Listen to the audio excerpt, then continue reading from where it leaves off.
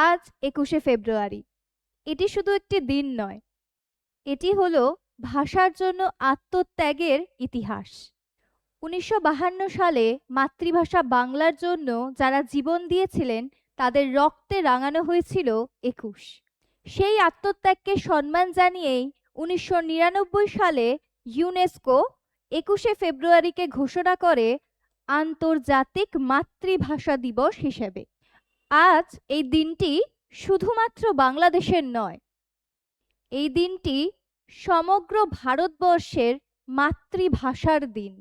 আসুন আমরা শপথ করি নিজের মাতৃভাষাকে সম্মান করব। আমরা প্রত্যেকেই জানি ভারত ভাষার দেশ।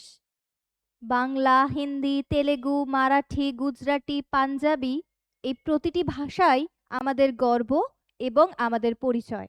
আসুন আমরা প্রত্যেকে শপথ করি আমরা নিজেদের মাতৃভাষাকে ভালোবাসব, অন্য ভাষাকে সম্মান করব এবং ভারতের ভাষাগত বৈচিত্র্য রক্ষা করব। সবশেষে সবাইকে জানাই আন্তর্জাতিক মাতৃভাষা দিবসের শুভেচ্ছা।